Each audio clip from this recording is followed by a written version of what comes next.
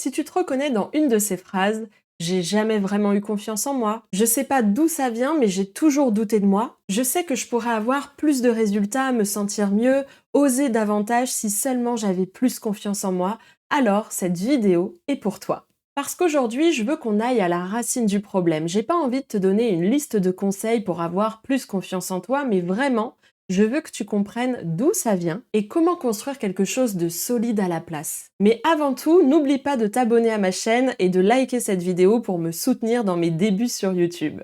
Alors voyons ensemble le sommaire. Aujourd'hui, on va voir ce qu'on croit vraiment sur la confiance en soi. On identifiera d'où vient vraiment le manque de confiance, ce qui est réellement la confiance en soi et comment la construire vraiment. Enfin, tu repartiras avec quelques actions à faire dès aujourd'hui. On croit que les gens qui ont confiance en eux, ils sont nés comme ça, qu'ils ont quelque chose qu'on n'a pas et que, voilà, certains naissent avec beaucoup de confiance et d'autres avec pas du tout. Et qu'il faut réussir davantage, être plus performant, plus apprécié pour enfin y arriver. Mais c'est totalement faux. La confiance en soi, elle se gagne pas de l'extérieur et tu n'es pas né sans elle. Alors, d'où vient vraiment le manque de confiance? Un enfant qui apprend à marcher, il tombe, il se relève, il recommence, et c'est exactement ce que je suis en train de voir avec mon propre enfant. Et il ne se dit pas, bon bah vas-y, j'y arrive pas, je suis pas fait pour marcher. Donc c'est bien la preuve que dès petit, on persévère, mais quelque chose se passe après. À l'école, on commence à être noté, on commence à être comparé, évalué,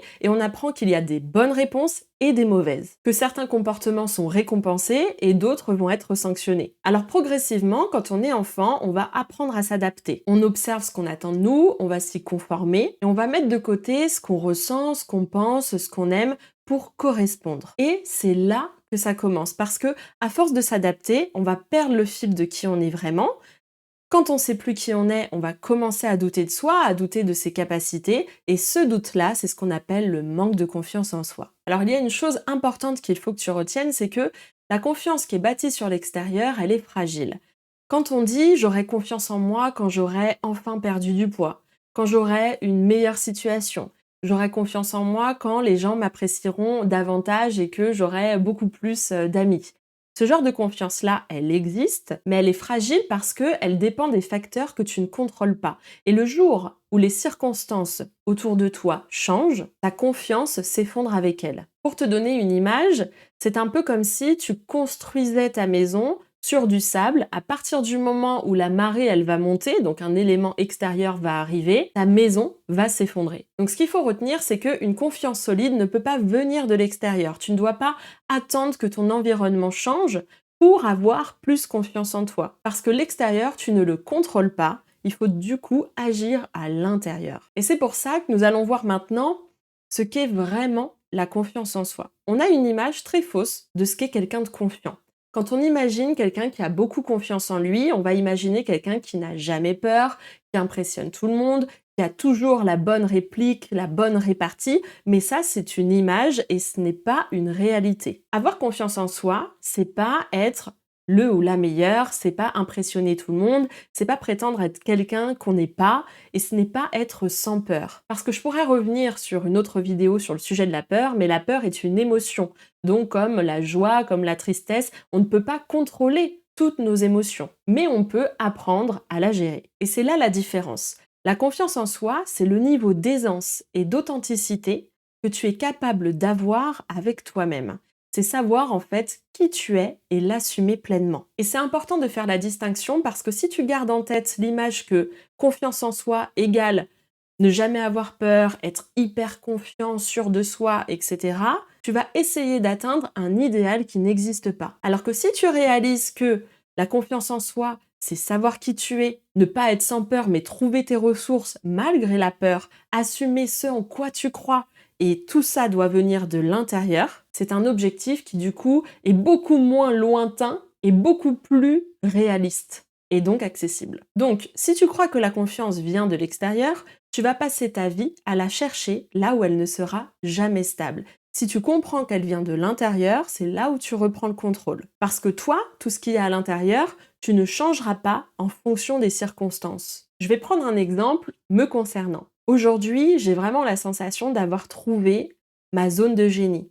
là où je faisais les choses avec le cœur, en étant alignée, et un métier, mais qui me donnait envie de me lever tous les matins. Et si tu me suis un petit peu sur les réseaux, tu sais que ça a été très long pour trouver ma voie. Et pendant longtemps, je doutais de ma confiance en moi parce que je la faisais reposer sur les avis extérieurs. J'attendais qu'on me dise: «Oh mais tu super douée Maëva, tu m'as vraiment beaucoup aidée, faut vraiment que tu fasses ce métier-là, il est fait pour toi» et cetera. Comme si j'attendais une validation de la part des autres pour prendre confiance et conscience de mes compétences, de ce que je savais faire, de mes ressources intérieures. Je vais t'expliquer juste après comment construire une vraie confiance en soi, mais quand j'ai réussi à le faire, vraiment, je me suis dit: «Mais je sais qui je sais ce que je vaux» et c'est pas une parole en se disant: «Mais je suis au-dessus des autres», pas du tout, mais ça m'a permis juste d'être moi-même, de l'assumer et grâce à ça, je ne suis plus dans l'attente d'avoir des retours pour valider ce que je sais intérieurement et je suis beaucoup moins inquiète par le fait d'avoir peut-être un jour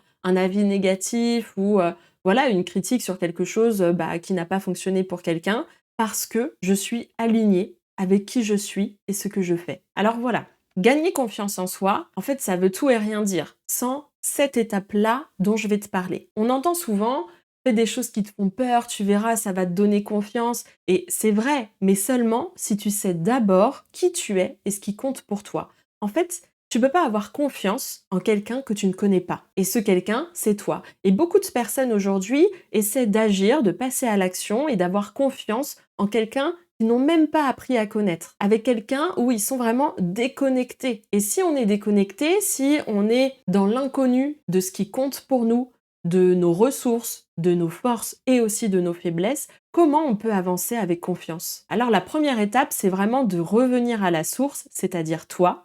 Et donc avant d'agir, avant de travailler ta confiance, il faut d'abord que tu sois au clair avec toi-même sur quelles sont tes valeurs profondes. Qu'est-ce qui t'anime vraiment dans la vie? Quelles sont tes facilités naturelles? Parce qu'il y en a forcément, il y a forcément des choses que tu fais plus facilement que d'autres personnes. Qu'est-ce que tu aimes profondément dans la vie? Et c'est pas un exercice philosophique, c'est vraiment la base parce que sans ça, tu construis sur du sable comme on l'a vu tout à l'heure. La deuxième étape, c'est d'accepter qui tu es entièrement. On n'a pas confiance en soi parce qu'on sait tout faire. On a confiance en soi parce qu'on connaît ses forces et ses limites. Et on sait donc avancer avec les deux. Et accepter ses faiblesses, c'est pas une faiblesse, c'est exactement ce qui rend la confiance solide. Et je veux vraiment insister sur ce point parce que on va passer souvent directement à l'action en oubliant cette étape. Et on va se dire, je vais faire des choses qui me font peur et ça va me donner confiance. Peut-être. Mais si tu ne t'es pas d'abord accepté tel que tu es, c'est-à-dire avec tes forces et tes limites, tu vas juste accumuler des preuves que tu peux faire des choses, mais pas que tu as confiance en toi. Et vient la dernière étape qui est accumuler des preuves de l'intérieur. Maintenant que tu te connais, passe à l'action. Pas de grandes actions impressionnantes, t'es pas obligé de te fixer des énormes défis, mais des petites preuves régulièrement. Comment le faire?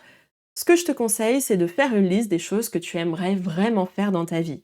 Commence par la plus petite, la plus accessible, celle qui te donne envie, là tout de suite, où tu te sens capable. Et tu verras que chaque action accomplie est une preuve que tu en es capable. Et ces preuves-là construisent la croyance, et la croyance construit la confiance. Parce que la confiance ne précède pas l'action, elle en est le résultat. Et ces étapes, c'est exactement ce que j'ai fait pour moi. Pendant très longtemps, c'était inconcevable, enfin je pensais que c'était impossible pour moi de partir voyager seule. Et quand j'ai commencé à m'intéresser au développement personnel, à la confiance en soi, à l'introspection, etc., je me suis dit, mais je vais me prouver à moi-même que je suis capable. Parce que comme j'avais compris que tout venait de l'intérieur, je me suis dit, il faut que j'accumule des preuves. Donc, je me suis créé une liste de défis. Bon, c'est un peu devenu une liste de choses à faire dans ma vie, parce que dedans, il y a quand même conduire un scooter, partir voyager dans tel pays, sauter en parachute, dormir à la belle étoile, enfin, etc. Donc, ce n'est plus forcément des défis, mais ce sont des choses que j'ai envie de faire dans ma vie. Et je me suis dit, mon objectif, c'est d'en cocher au fur et à mesure. Et donc, j'ai démarré en 2020, juste avant le Covid, et j'ai réservé mon premier billet d'avion pour partir à Milan toute seule. Et vraiment, je t'assure que c'était mais impossible pour moi d'imaginer que je pourrais un jour être capable de faire ça. Bon, je suis partie 3-4 jours, mais quand même, je parle même pas italien. Et d'avoir fait ce voyage, je me suis rendu compte que j'étais capable en fait et que on était notre propre limite. Après ça, j'ai dû faire une petite pause, vous vous en doutez, puisque nous étions confinés, mais ensuite, j'ai repris cette liste et j'ai visité Paris toute seule. Je suis partie au cinéma toute seule. Bon, il y a beaucoup de choses toute seule où je me sentais pas capable. J'ai sauté en parachute. Voilà, et je continue en fait de remplir cette liste, de la compléter de mes idées, mais aussi de la cocher en fonction de ce que je fais dans ma vie. Alors, est-ce que j'ai une full confiance en moi aujourd'hui? Non. Et pourquoi? Parce que la confiance en soi, c'est pas une destination, c'est pas un état qu'on atteint un jour et qu'on garde pour toujours. C'est vraiment quelque chose de continu, quelque chose qu'on doit entretenir en continuant à se connaître, à s'accepter et à se prouver qu'on est capable. Alors cette vidéo se terminera par tes actions du jour. Ce que je te propose de faire, c'est d'écrire 3 valeurs qui te définissent vraiment. Pas celles qu'on attend de toi, mais vraiment ce qu'il y a au fond de toi, ce qui est important pour toi dans la vie. De noter une force que tu as tendance à minimiser ou à ne pas voir et identifier une chose que tu as envie de faire depuis longtemps et que tu repousses. Fais-en une version minuscule aujourd'hui et passe à l'action.